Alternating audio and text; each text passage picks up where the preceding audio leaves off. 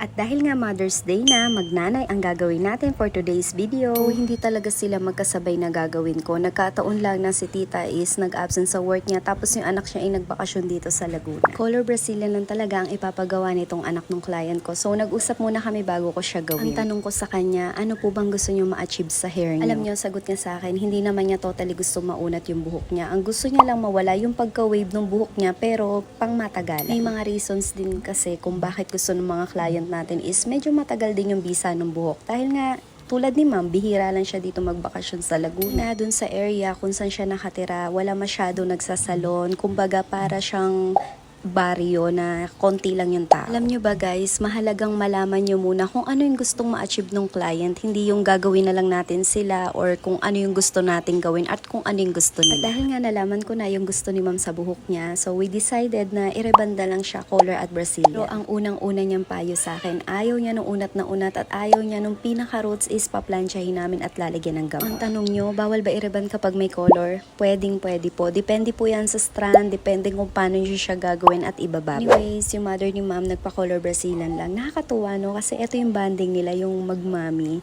Tapos saktong-sakto pa na Mother's Day ngayon. To all mommies out there, walang masama kung magpaganda ka, magpareban ka, magpakulay ka. Ang mahalaga makakapagpasaya sa'yo. Hindi ka lang basta nanay dahil para sa akin, napakalaki ng role mo sa buhay. Dahil nga mga mommies na tayo, minsan nakakalimutan natin mag-ayos.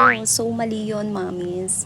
Minsan bigyan nyo din ng kahalagahan yung sarili nyo. Gaya ng pagpapahalaga nyo sa ibang tao. Alam nyo, nung naging mommies ako, maraming nagbago. Yung takbo ng buhay ko, kung paano ko kontrolin ang lahat ng bagay sa paligid ko, at kung paano magtago ng problema na kinikimkim ko. And sobrang dami na nating responsibility sa buhay dahil syempre hindi na lang tayo iisa, marami nang umaasa sa atin. Para sa akin, kung mag-ayos ka ng itsura mo, mag-ayos ka ng buhok mo, walang problema doon dahil minsan lang yan guys, yung sakripisyo natin is wala pang kalahati yan. Kaya sa mga tatay dyan, wag na kayo magdalawang isip na pagandahin yung mga asawa nyo tapos maghahanap kayo ng iba kasi hindi na sila maganda sa paningin nyo. Bigyan nyo kasi ng pampaganda, charot lang. Kidding aside, alam nyo ba kahit yapos lang or letter lang, tapos kumuha lang kayo ng halaman sa tabi-tabi, ay mahalaga na yon para sa mga nanay. Kumbaga ma-appreciate nila yun. Or kung hindi ka naman showy, maglinis ka na lang ng bahay or makinig ka sa mga sinasabi at pinapayo niya. Kaming mga nanay, hindi kami naghahangad ng material things or kung ano man regalo ang ibibigay nyo. Ang gusto lang namin is maging maganda yung kinabukasan nyo. At ayan na nga, tapos na ang aking client for today. Anyways, kung gusto niyo ng link ng ginamit ko ng Rebond Brazilian at pang color natin, so sabihin nyo lang sa comment section at ibibigay ko sa inyo. To all moms out there, happy